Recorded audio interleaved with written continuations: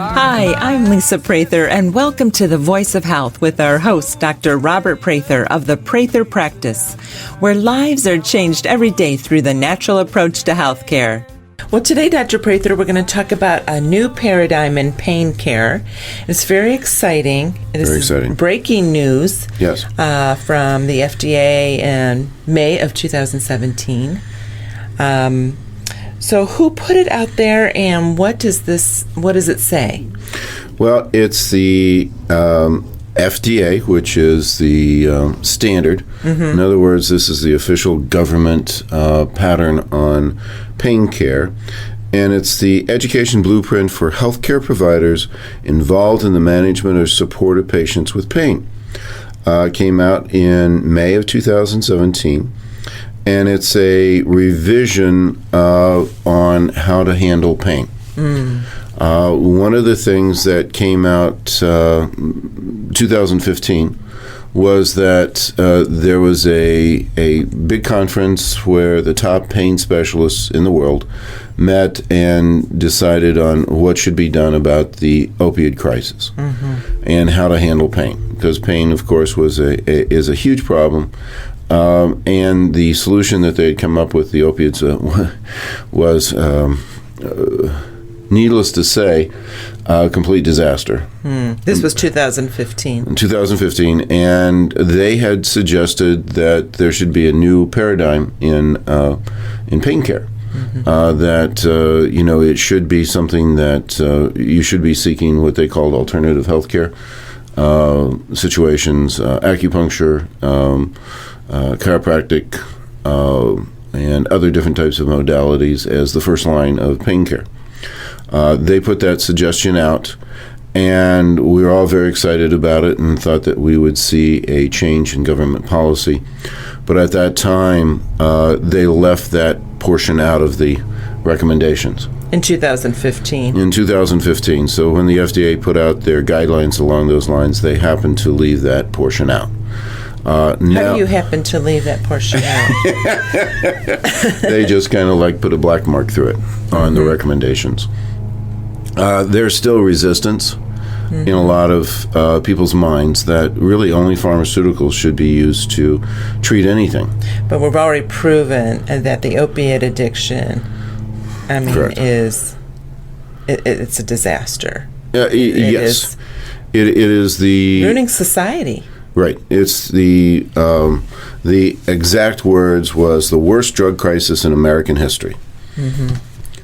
And it was created by the pharmaceutical companies. We'll get into that a little bit later. But there was a tremendous amount of lobbying that was done, and a tremendous amount of pressure put on by the pharmaceutical companies to change the recommendations, that they would leave the what would be considered alternative therapies out of the equation.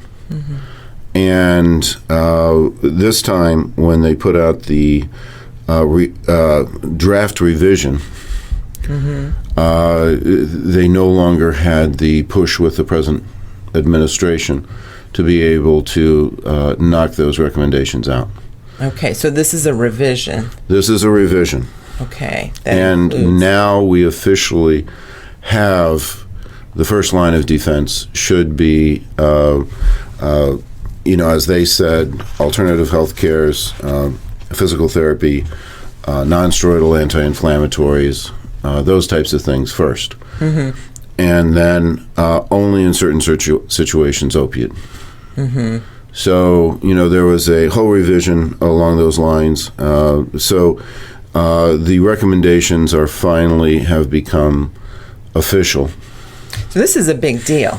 This is a very big deal. This is a seismic shift within the policy of the United States government on healthcare. That, that they are now realizing that, we need to seek an alternative way of doing healthcare and health business. It shouldn't be as usual. So how does this affect this revision, which was should have been part of these guidelines 2 years ago, as you're saying. How does this affect pain care? Well, probably be good just to talk about the history of pain care in the United States. In the 1990s, about 1/3 of the American population had chronic pain. 1/3. Wow. Yeah, 100 million people had pain. And we're talking about, you said chronic pain? Well, yeah, that they had. In other words, 100 million people were in pain, and they came up with what they called the fifth sign. And it was a big push by the pharmaceutical companies to go out there and say, really, doctors, there's a fifth sign that's going on here. It's a fifth vital sign. And if you determine that the patient has pain, you're doing them a disservice if you don't put them on a pain medicine, some type of opiate type of medication. And doctors up until then were very reluctant, and only in certain instances would they put someone on an opiate, which was, now that we look back at it, the doctors were absolutely correct. Certain companies, pharmaceutical companies, paid a lot of money and had a huge campaign.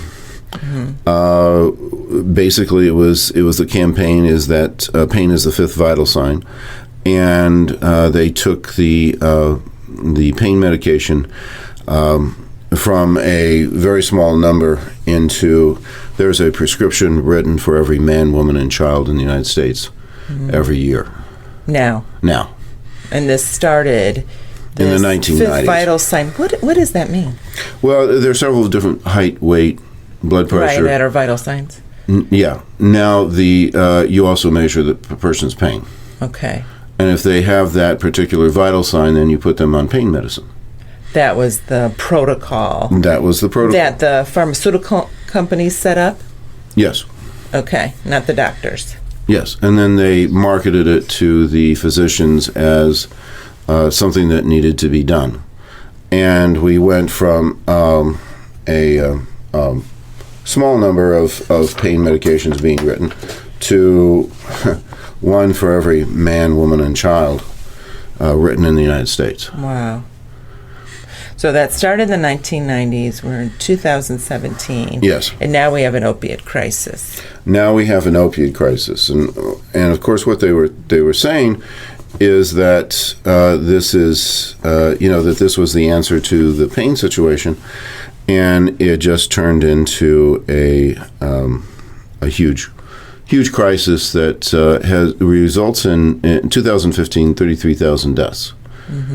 And the only reason that there's not more death is because of the quick response and the medications that we have to stop people from dying. So it's been a complete disaster. The interesting thing that they have found with opioids, with most of the pains that people have, it makes it worse. The opiates. Yes, it doesn't decrease pain, it increases pain. So why are so many people on it, and why was it promoted? That is a huge question. It has absolutely been proven. Anyone with chronic pain, which is the vast majority of people, that it temporarily decreases pain. And then once it wears off, there's an increased sensation of pain. To the point that people could have gotten well, the chronic pain would have eventually disappeared. But now they have a greater amount of pain and wouldn't have had pain, but now they have pain constantly. Because opioids, in a short amount of time, they do decrease pain, but they destroy the natural opioid receptors and the ability of the body to make its own opiates. So your ability to handle pain after you've been on opiates for a while gets less effective. So, and that's where the addiction comes in? Well, then also you have withdrawal symptoms that start and which causes pain and extreme discomfort. Mm-hmm. It's one of the most horrible things. A lot of people literally, instead of going through opiate withdrawal, would rather commit suicide. Mm-hmm. So it is something that is a horrible type of thing. People are kind of stuck in this vicious circle. I mean, I've had a 75-year-old mm-hmm. pastor's wife who's never taken a drink in her entire life, mm-hmm. who doesn't watch R-rated movies, mm-hmm. Come in because her doctor put her on an opiate, and she's an addict now. Mm-hmm. You know what I'm saying? Mm-hmm. This is a crazy crisis. There are people who, through no fault of their own, trusting their doctor, were put on opiates and are now opiate addicted. Mm-hmm. And because then their doctors who had got them addicted now cut it off, they're now going to street drugs. They're going to heroin, mm-hmm. And other different types of things, because the getting off of the opiates has such a poor success rate.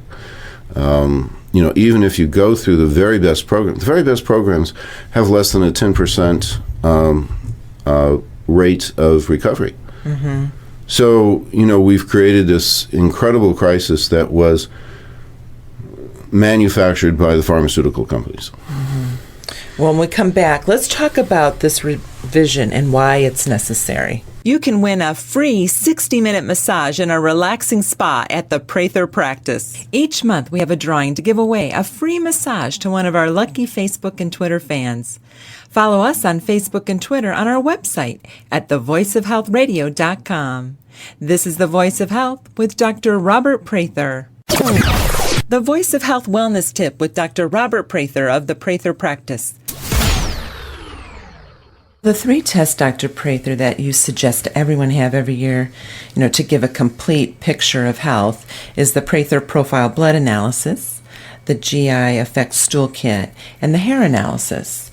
And what does the hair analysis reveal about a person's health? Well, one of the most important things that we're looking on a hair analysis is the possibility of heavy metal toxicity. That can cause a huge variety of diseases and symptoms that can actually occur. Any type of autoimmune disease could begin with a heavy metal toxicity, or any type of neurological conditions, MS, ALS. A lot of those types of diseases can be kicked off by heavy metal toxicity. Including a whole host of symptoms that would be hard to explain any other way. The other things that show up with the hair analysis is the balance of the minerals. It can play a huge effect on the entire system. When plants actually grow, they can actually make the fatty acids, the vitamins, the amino acids, but the minerals have to come from the ground. So if the minerals aren't there, they can't make them. So the most common deficiencies that can occur in nutritional health of an individual is mineral deficiencies or mineral imbalances. And the hair analysis is the best way to actually show up those changes that can occur. Well, how does the hair analysis help find the root cause of health issues? And no pun intended there.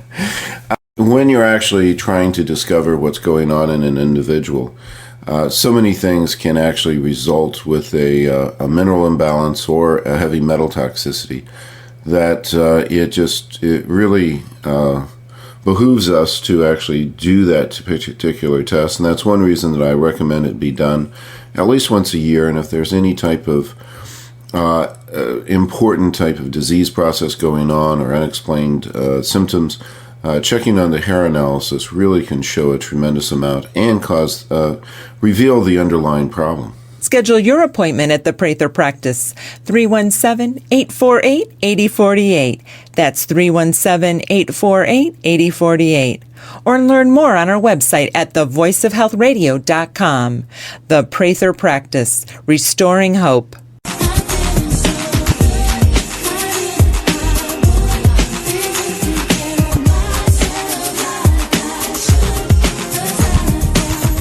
You're listening to The Voice of Health with Dr. Robert Prather of the Prather Practice, the most comprehensive wellness center in the Midwest. Okay, we're talking today about a new paradigm in pain care. And Dr. Prather, you talked about a revision. Again, what is the revision from the FDA? The FDA has said that the first line of care in a pain patient is basically structure function care. It is no longer pharmaceutical. And this was to go out in 2015. Well, there was a committee, the top scientists, who were unbiased, and they put this out as a recommendation, but they did not put that out in the official FDA pain management because of pharmaceutical pressure. So what's the difference? The new administration? Yes, it's a different political will. Okay. It's a political will that enough is enough, and the pharmaceutical companies should not be dictating scientific policy. Wow. Okay. So why was this revision necessary to put out there? The old standards on pain care. Well, first off, the official standard was that we had gone to opiates. As we came up to a white paper in 2011, we realized that this was not the answer, that this was a disaster. So they tried to come up with new pharmaceutical routes of handling pain, and it was completely ineffective. In other words, there was a crisis because the answers were not in pharmaceutical route. And it took an awful long time to accept that paradigm because we are a very pharmaceutically based society, and we expect pharmaceuticals to answer our healthcare issues. Because they do in the commercials. Now I need something for constipation. I'm addicted to opiates, but I need another drug for my constipation. Right. Opiates. It's ridiculous. Yes. So how does this affect how doctors treat? When we're talking about this, the whole thing is that now we need to go more to a structure function model. We need to start looking at pain in a much more cause and effect type of way, instead of just trying to treat it as a symptom. Because the symptom-based care is ineffective and counterproductive. Well, what is symptom-based care? Symptom-based care is pharmaceutically based. Pharmaceuticals do not change the underlying problem. What they do is they mask it. Okay, so you have a symptom and you treat that symptom. You treat the symptom. Instead of the underlying cause. Okay. And really we need to get to the underlying cause, and the only way that you can have that underlying cause treated is through structure function care. So what is recommended instead of opiates for pain? Well, one of the things that the main thing along those lines is that you look for the underlying cause and that there's a good algorithm on what's involved with the pain. Oftentimes, there's an inflammatory aspect of that. So getting the inflammation under control is a huge benefit along those lines. The other thing is to know there are certain times where opiates are necessary, but those are short-term, acute, or end-of-life types of situations. The other thing is then treating the underlying cause. What are the mechanism of the pain, understanding the aspects of it. Had an example of that just came in recently. Luckily for this patient, he was an engineer and liked to do research. So he had a neuritis pain, inflammation of the nerves. And one of the things that the doctor was suggesting was an anti-inflammatory, which was correct, but then also an opioid-based pain medicine.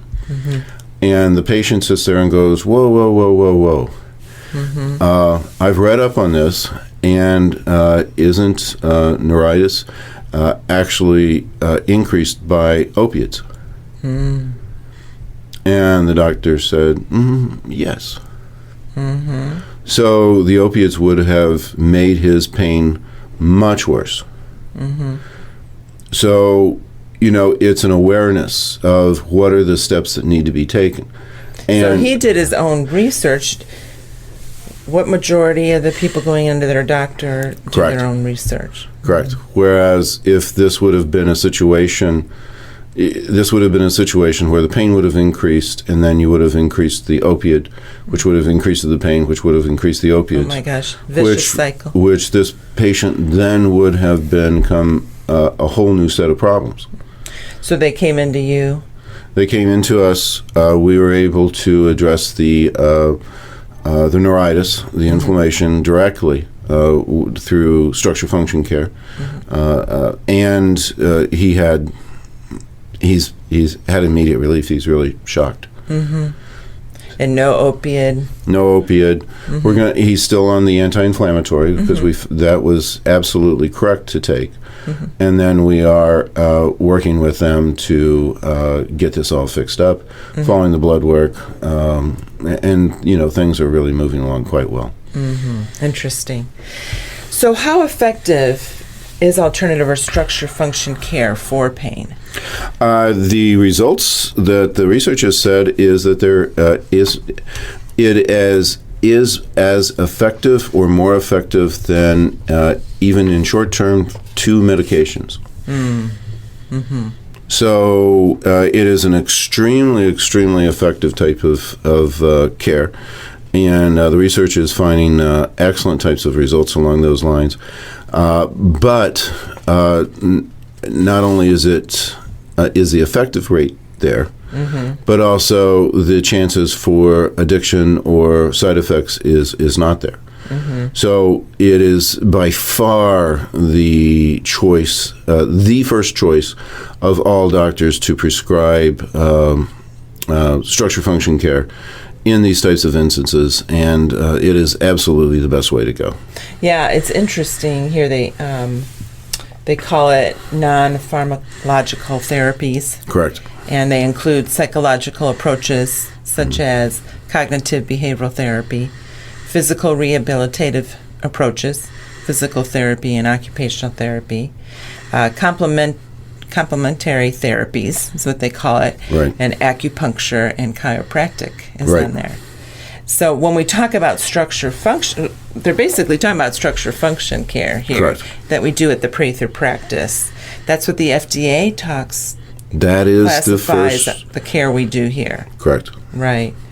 So, it's exciting news when you heard about this. Yes, this was huge. This is the first time that they've ever put that out as a preferred first line of care. Now it's not even well, if other things don't work, then you should go. But that's the first choice that you should actually have. Right. So let's talk about how does chiropractic care work in this, pain. I mean, you're saying a third of our population has some type of pain. Correct. Here in the United States. Yes. So how does chiropractic work? Chiropractic works by restoring the structural balance of the body. And we do that by working with the skeletal structure. And one thing that you, who does rehab, right, there's a huge difference in the benefit of your rehab as an occupational therapist in a patient who is structurally in alignment. Right. It makes all the difference in the world. So, the soft tissue responds so much better. Most people have immediate relief, can tell a big difference with a proper chiropractic adjustment. That there is a definite change. Of course, the main thing is that you get things right where it needs to be. Right. And the more accurate you are in your alignment, the better the results. So, I mean, most of our people who are coming in, we have a tremendous number of people who are in severe pain. And they can see an immediate difference with the adjustment. Now, we have to work with it a while to keep it in adjustment. But as we can do that, their pain levels decrease quite dramatically because the body does not function well. There is nerve interference, there's inflammation, all those different types of things. There's poor motion, which creates all sorts of different types of soft tissue injuries as people are going through everyday life. So if things aren't if your car's not in a line, there are things going to start breaking down. Right. And I don't experience much pain, because I work here. But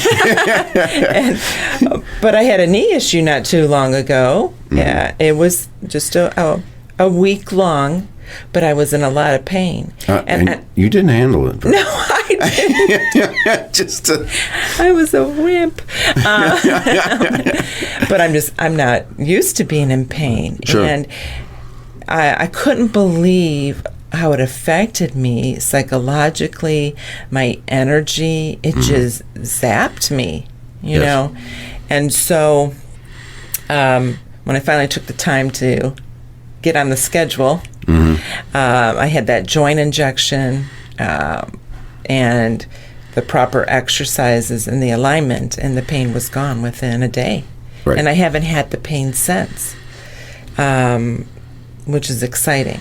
It's exciting because we don't offer just one thing, but people are, put on a treatment plan. We're not wanting to see them once a week for the rest of their lives. Right. We want to get that alignment going, getting the muscle strengthened and balanced around it, getting the inflammation down immediately. So, this is exciting stuff. I'm looking at this revision. We have it right here.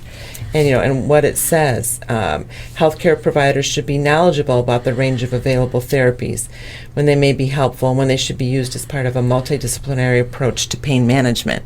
Right. They're saying, hey, doctors, hey, primary care physicians, you need to be referring to chiropractic, to acupuncture. Yes. Yeah, this is... Seismic. History is being made here. Right. Right. Whereas before we never had that backing. Now it's official. Interesting. So we talked about chiropractic. How about acupuncture? Is acupuncture effective, and how does it work? Acupuncture, again, it's a situation where people can feel an immediate difference. I tell people that there are changes that occur, and one of the nice things that they've proven about acupuncture, it increases the natural opiates of the body, and it also increases the number of receptors and the availability of the receptors. That is one of the things that acupuncture does. There is a big chemical change, hormonal change that occurs as we put in needles. As a matter of fact, most people fall asleep. I've had so many people said, "Did you put some drugs into those needles?" Because I was just out. We don't do drugs. I know. And I said, no. What we do is we are manipulating your own body's ability to handle pain. And it works. Okay, we'll come back more on a new paradigm in pain care. Listen to the Voice of Health Radio on your smartphone or tablet on all of the top radio apps available. TuneIn Radio, Stitcher, and iHeartRadio. You can find these apps and more on our website at thevoiceofhealthradio.com. This is The Voice of Health with Dr. Robert Prather. Laughter is the best medicine. I was watching the other day, y'all, and they had open heart surgery on the Discovery Channel. It was fantastic. They laid this old boy out on the table, and thank God they can do that. If I keep eating Mexican food, I'm gonna eat it. They put a towel over his head. I guess so in case you knew him, you wouldn't get sick. And they cut him right down the middle. They ripped that chest cavity apart. And there it was. Looked like lasagna that was alive. It did. A special message from the DTS Weight Loss Center at the Prather Practice. Are you tired of making the same weight loss resolution only to end up right back where you started? Let the professionals at DTS Weight Loss Center take all the frustration out of dieting. Our nutritionists and wellness coaches know what works for every body type and can develop a plan specific to your needs throughout your medically supervised program. Make the change by visiting us online at dtsweightlosscenter.com. Dedicate, transform, succeed. When you call the Prather Practice to schedule your appointment at our DTS Weight Loss Center, mention the Voice of Health radio show and you'll receive a free initial consultation, plus a free body composition analysis. 317-848-8048. That's 317-848-8048. The DTS Weight Loss Center at the Prather Practice. Dedicate, transform, succeed. I was feeling so bad. Just what I had. I said, doctor. I'm Lisa Prather, and you're listening to The Voice of Health with Dr. Robert Prather of the Prather Practice, where we get to the root cause of your health issue. We're talking about a new paradigm in pain care today. And Dr. Prather, we were talking about this revision that's happened just recently, and how a number of non-pharmacological therapies, which include acupuncture, chiropractic, physical therapy, occupational therapy, and the treatment in pain care. It's very big. Very big. Very big, especially for the chiropractic profession. Absolutely. There was a time, right, that your primary care physician couldn't refer to you. Oh, they would be... basically lose their medical license. Seriously? Oh, absolutely. Till when? Matter of fact, they couldn't not only refer to us, but they couldn't even talk to us. What? Yes. I mean, if you were in a social setting... we live in a land of... If you were in a social setting at church, and I as a chiropractor went up and talked to a medical doctor, he was supposed to turn his back, otherwise he could lose his medical license. I remember when we first met, we were going to a church with a lot of medical doctors, and a lot of them were elders. Right. And they wouldn't even consider you on an elder board because you're a chiropractor. Right. Wow. Yeah. Wow. Well, this is going to change that, right? Certainly. You think it's going to... I know we're not following the script right now, but do you think this is really going to change? Interestingly enough, several of the doctors who are now into structure function care, and medical doctors, at the time that I started my practice, wouldn't even talk to me because I was that type of doctor. Yeah. Now they are doing it. Now they're doing this type of medicine. Now they are doing this type of medicine. Mm-hmm. So that's how much of a change that has taken place. You've been in practice a little over 30 years. Yes. Mm-hmm. Seen a lot of change. Seen a tremendous amount of change. It's exciting under this administration. What we're seeing. There is a much more, right now within the federal government, there is a skepticism of the pharmaceutical industry and the pharmaceutical industry's honesty in dealing with people's health care. That they weren't altruistic. In other words, their concern was the financial. The bottom line. And they were willing to have people die so that they could make more money. Yeah. And what is interesting is that they knew the outcome of the pushing the opiates. Wow. And I mean, we're talking about the 1990s when this all started. And with, what do you got? I'm thinking our son was born in 93. He's 24 years old. And less than 25 years you have now. Well, in 2015, even then they blocked. They blocked this. They blocked this from being accepted at that time. So it's not anything that has changed. Do you think it's because our administration didn't need their backing, didn't need their money? there is a change in the attitude in the federal government. Yes, exactly why that is speculation. But you can come to your own conclusions. Okay. So let's go back we're talking about the new paradigm in pain care, how effective these alternative or structure function care. The FDA calls this type of care structure function. Correct. And that's what we're going to call it. Correct. In this revision, they call it complementary therapies. Complementary, Yeah. right. We don't like the word alternative. And that's one of the things that the FDA said is this has been around forever. These types of, it's just as old as the pharmaceutical industry. It just, was something that was being brought up and wasn't really an alternative, not even complementary. What we're looking for is an integrated understanding of when each of the different types of cares are necessary.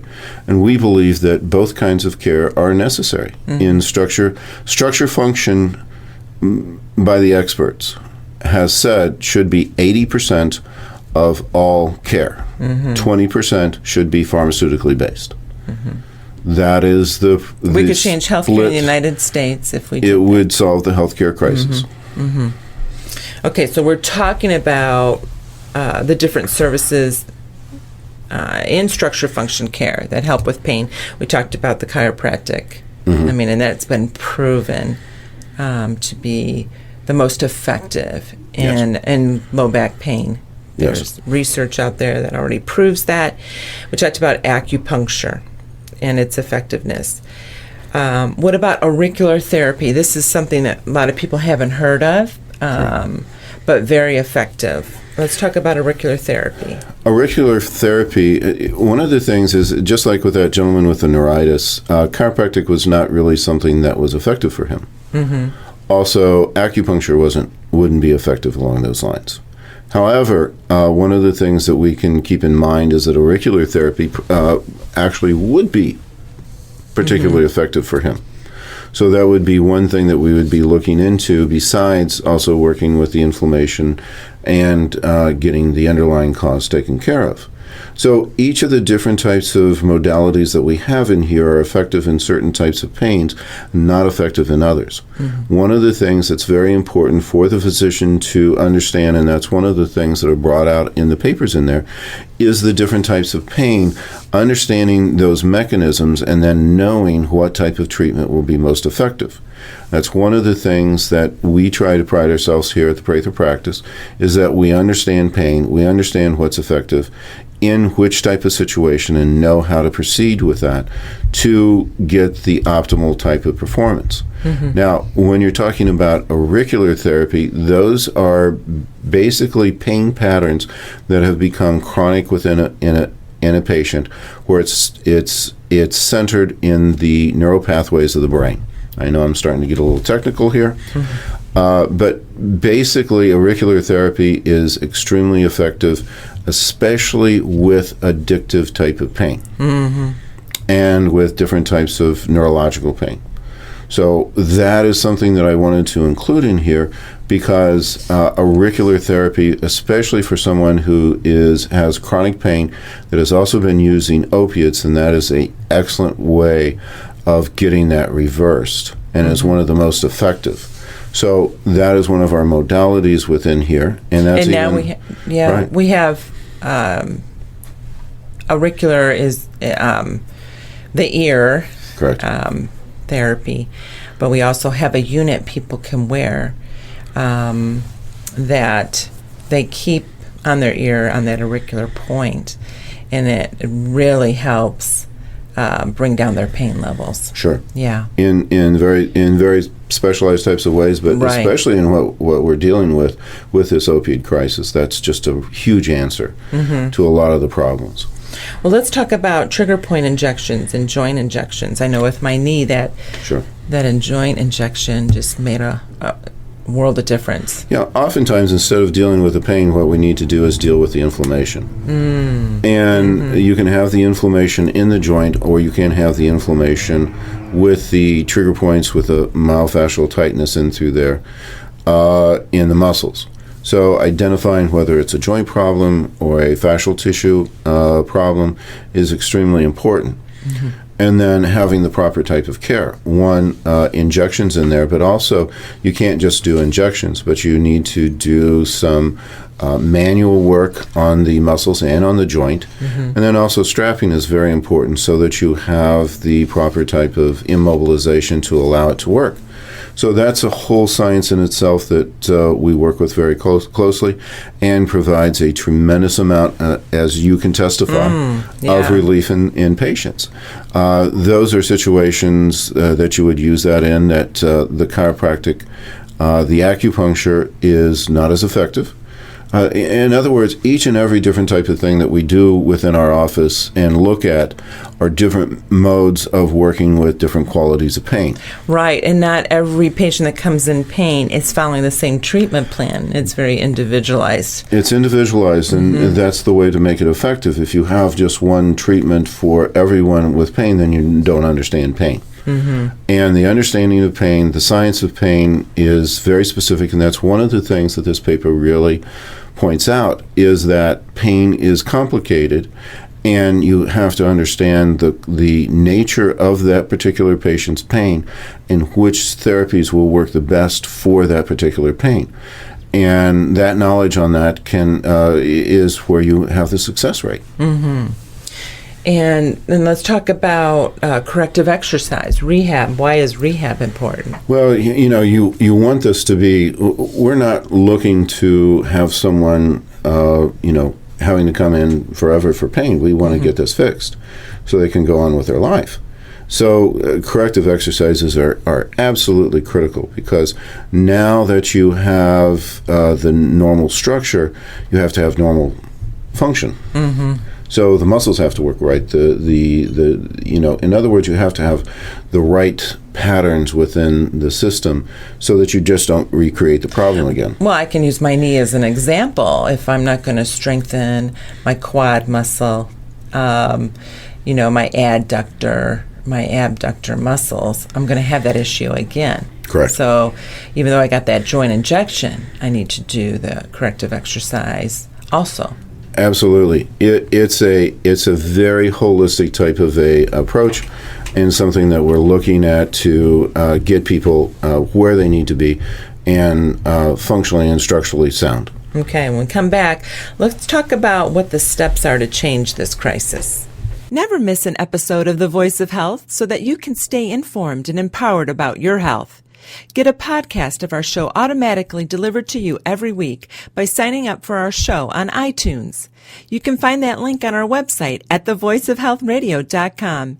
And don't forget, thevoiceofhealthradio.com has complete archives of all of our past episodes with an audio library of information to help you add more life to your years and more years to your life. This is The Voice of Health with Dr. Robert Prather. The Voice of Health Wellness Tip with Dr. Robert Prather of the Prather Practice. Dr. Prather, what can a new patient expect when they come into your office? The first thing is that's extremely important, is the consultation. That's really where everything begins. And that consultation is complimentary free. They can come in, and the consultation's with you, which is nice. Yeah, the consultation is absolutely critical. Matter of fact, you can get 90% of your diagnosis just from the consultation. Listening to the patient. Finding out what their concerns are, what needs to be done, how we can best help them. Having a good understanding of the complaints of the patient is absolutely critical for good care, and the patient knowing that we are actually listening to them.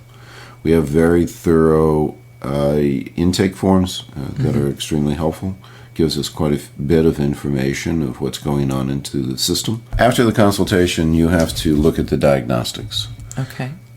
You first have to understand, where the patient's coming from, have an idea, but then you have to know, what to do, what the problem is.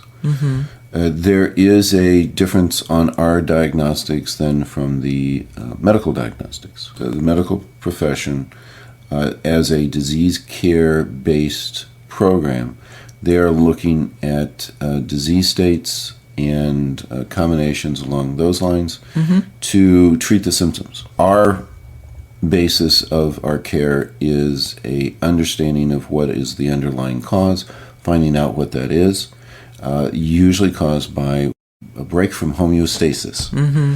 And you're going to hear that word if you're listening to our radio program.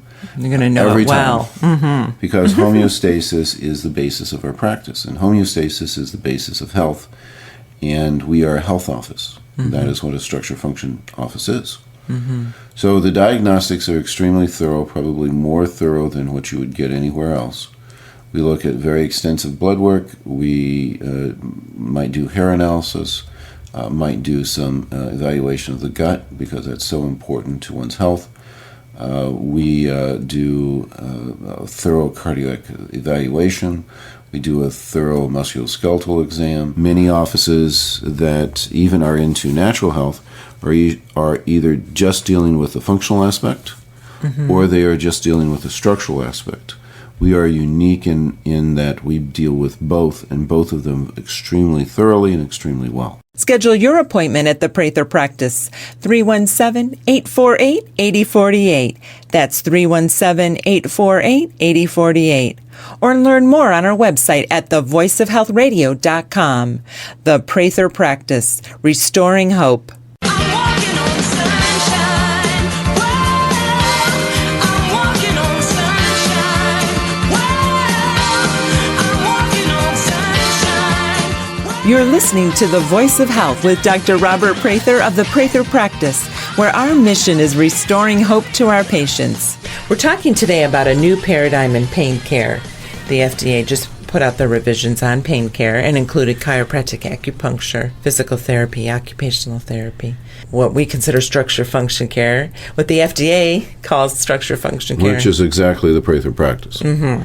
Right. It's so nice if people have been listening to our radio show. They come in and they understand that. They've listened for a while. They understand what structure function care is. And, we're all about educating the public. Physician means educator. Correct. Not drug dealer, right? Sorry. So let's talk about what are the steps to change this crisis. It's an educational type of thing. One of the things is that a tremendous amount of money was spent to educate and change the minds of physicians. It was very effectively done. It was very profitable. Now changing the course on that is going to be hard. One of the things is that there was a very strong attempt by the Surgeon General under the Obama administration to try to educate physicians. Went around and lectured, put a lot of effort into it. At the end of it, he wrote a letter to all the physicians, which I got one, basically stating that he felt that it was a failure. There was absolutely no change. As a matter of fact, there was an increase in the opioid prescription rate. There needs to be a very strong effort in so many different types of areas to get the physicians' minds changed, and then also to get the public's minds changed, and then also to get society to change. Well, I think about, are we the only country that does the TV advertising for drugs? Yes. Or maybe there's, I don't know, not Sweden. New Zealand. New Zealand. Okay. And New I Zealand think they does. just changed that. Okay. So we're the only country, and I think, what if we started television advertising for more of these, what they're calling complementary therapies and Sure. that? It's just interesting. I wonder how the whole drug increase changed along with the advertising. Is directly proportional. So the drug advertising over the television airways is extremely effective. So should TV advertising for drugs be allowed? No. No. It's every physician group that has ever looked at this situation, every scientific research, psychologist, psychiatrist. Is there a manipulation of the public, and is it done very well? Yes. They don't manipulate me. Well, but they're manipulating enough people. There are people who work on education. Yes, there are people who work on education, and then those who are easily influenced. And we have a tremendous amount of people who are easily influenced, and it basically borders on criminal, I would say, to be putting that type of information out there. Wow, that's a strong statement. That was not my statement. Okay. So that was people who are physicians who deal with pharmaceuticals and the scientists that were involved. It is not the way that pharmaceuticals should be presented to people. It should be done in a very scientific, very restrictive type of a way.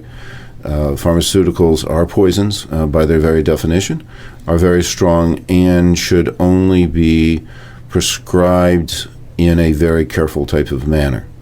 And right now, people are coming in and demanding, and there are with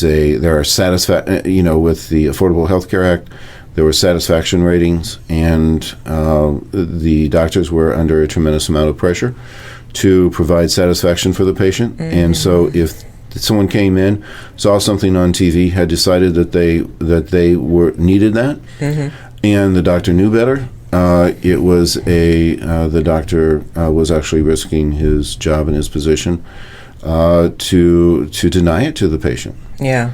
And that's not a good combination, because the patient is not knowledgeable enough to know that that is not something that they should be taking. Yeah, what's nice too about doing structured function care, we don't get drug seekers. Correct. I can remember the last one, and we were able to, right when he walked in, and screen that real quick. Right. We just tell him go elsewhere. Well, we say that we just don't write, because here at the Prather practice, we do not write prescriptions for opiates, period, in any manner or form.